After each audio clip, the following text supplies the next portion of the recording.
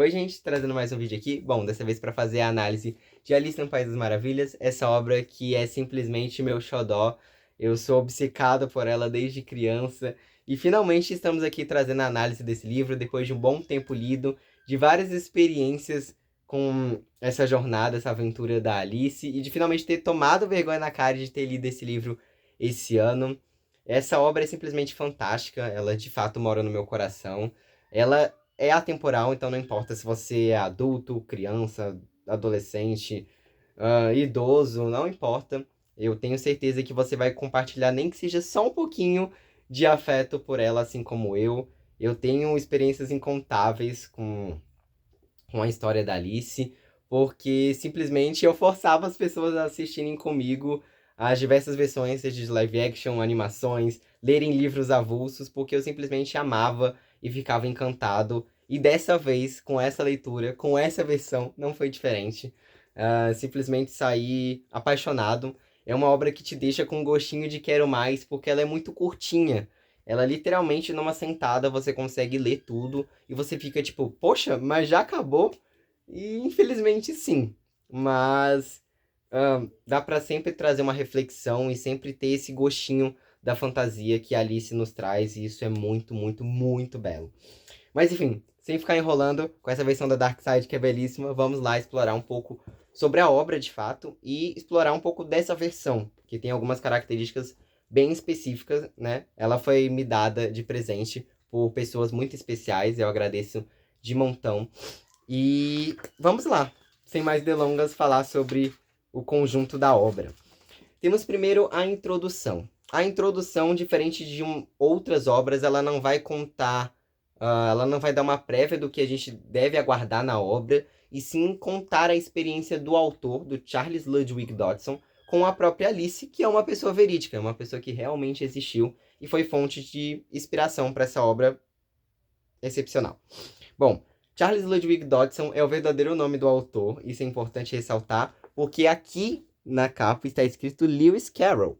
Bom, esse não é o nome do autor, e sim um pseudônimo utilizado por ele para se livrar das atenções da obra e passar elas para Alice. Ele queria que esse foco ficasse na Alice. Ela era a verdadeira magia da obra, ela é o verdadeiro encanto. Então ele não queria que ele fosse associado a essa fama, esse encanto, né, da história. E além disso, na época também, e até hoje, rolam bastante especulações de que Charles Ludwig Dodgson tinha relações um tanto impuras com Alice, no sentido de passar os limites ali do tolerável, do aceitável. Claro que a gente tem que sempre levar em consideração de que na época eram outros contextos, outras perspectivas, outras visões, e a gente sempre fica muito confuso nessa introdução do que pensar sobre o autor. A gente, em alguns momentos, tenta até afastar a obra dele no intuito de, tipo, meu Deus, que aberração é essa aqui? Mas a gente tem que sempre analisar que no contexto da época era um contexto extremamente diferente. Isso era bastante comum. A gente tem que lembrar sempre que são especulações, então não tem nada de fato comprovado. Apesar de certos trechos, certas fotos, não há nada que de fato nos dê certeza sobre essa relação, se ela realmente passava os limites ali do, do respeito e do tolerável, porque a Alice era só uma criança. A Alice, quando essa obra foi feita, ela tinha 4, 5, 6 anos. Eu acho que era alguma coisa por aí. Ela era bem novinha mesmo, assim, ela era bem novinha mesmo. E o Charles Ludwig Dodgson, no contexto da Europa e da época, ele já era bem velho. Então, ele contava as histórias para Alice e para as outras irmãs dela, né, de uma família bastante nobre, bastante abastada de dinheiro. Então ele fazia tardes ali de contagens de histórias, e isso tudo encantava muito Alice, e ele decidiu, em dado momento da vida dele, escrever sobre a garota e sobre essa fantasia que realmente era o que encantava ele e que encantou ele a vida toda, né? Mais pra frente, a gente tem uma imagem da Alice. Essa era a Alice, e vai contar um pouco do contato dela com a obra após a morte do Charles Ludwig Dodgson, dessa questão do afastamento da mãe dela, né? A mãe dela não gostava muito do contato que o autor tinha com a Alice, Então ela mesmo pôs algumas barreiras entre eles, mas nem por isso a Alice deixava de compartilhar um determinado sentimento pelo Charles, porque ele simplesmente era como se era um símbolo para ela, né? Ele passava aquelas tardes contando histórias para ela e fazendo ela viajar nesse mundo de encanto, e isso tudo era muito especial para ela, né? Ela mesmo chegou a fazer alguns momentos, algumas homenagens em vida, antes de morrer, né? Pra... Falando a respeito da obra, preservando a imagem do Charles e da história, e isso tudo dar um toque a mais desse encanto que a obra toda possui. Aqui a gente tem um trechinho de uma cartinha em inglês, né, escrita pelo Lewis Carroll. A gente tem a parte da tradução, que é extremamente importante para mim.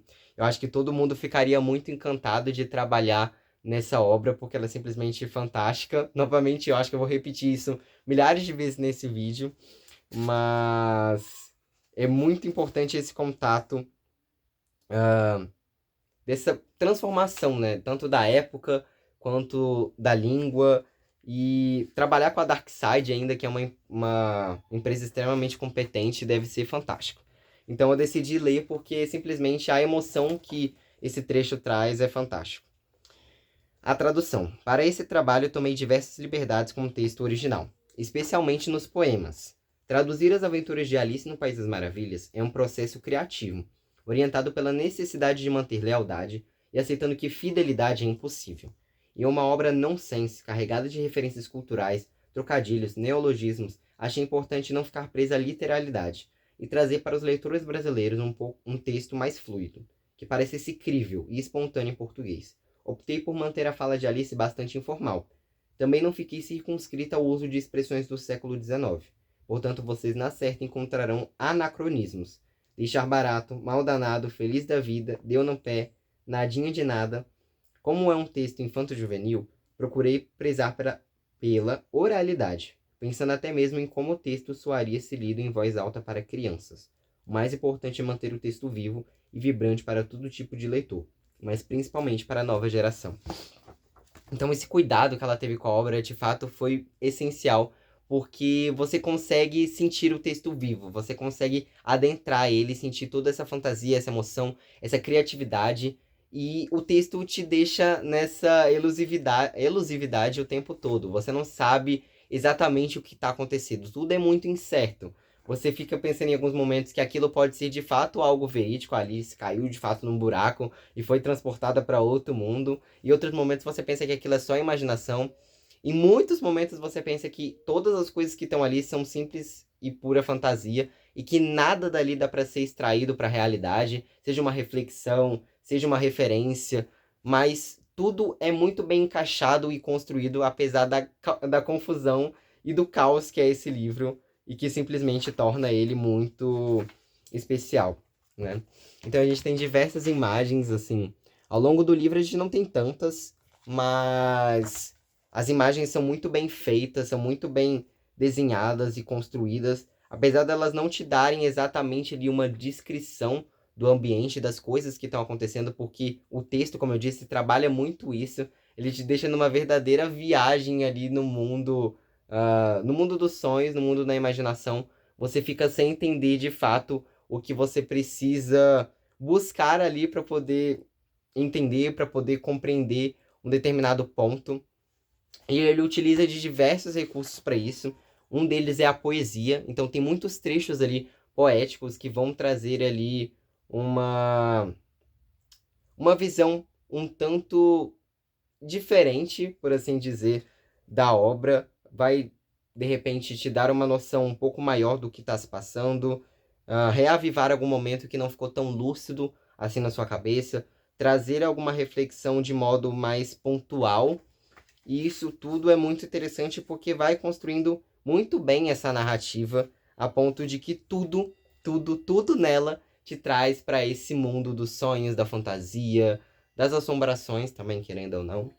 Então, é uma obra, enfim, não tenho palavras para descrever isso aqui.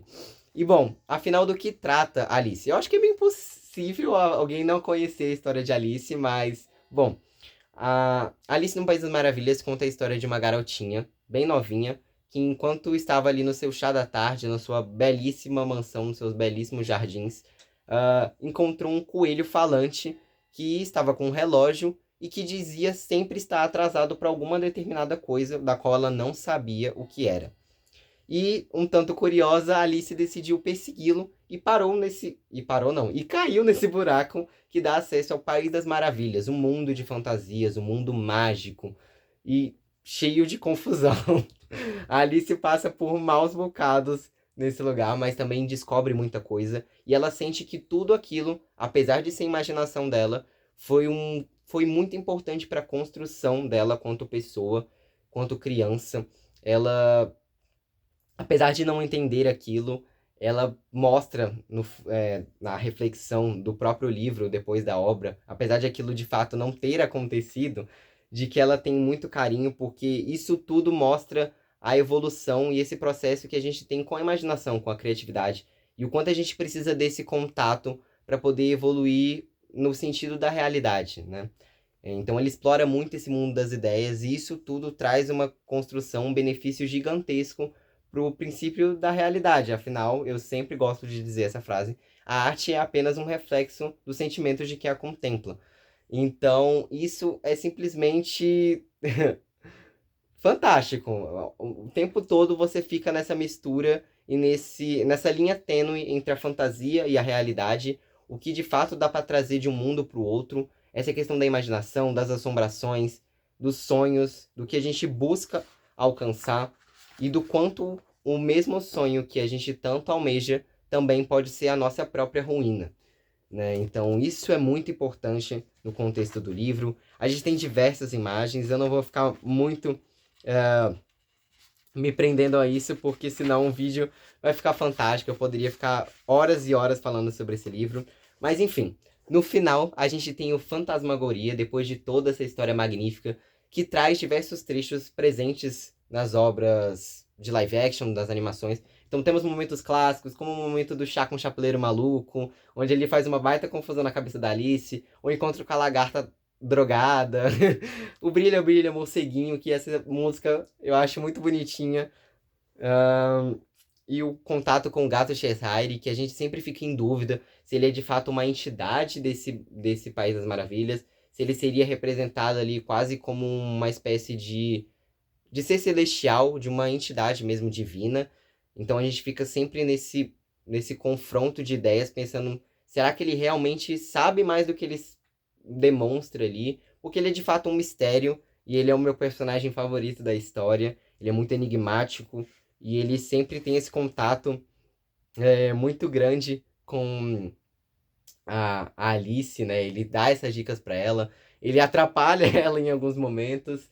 Então, em diversos momentos do livro, você até mesmo se identifica com a própria Alice. Tem um momento aqui do livro mesmo que eu não vou conseguir achar agora, mas ele fala que a Alice se sentia extremamente burra e lerda quando era de manhã, porque ela não conseguia raciocinar direito.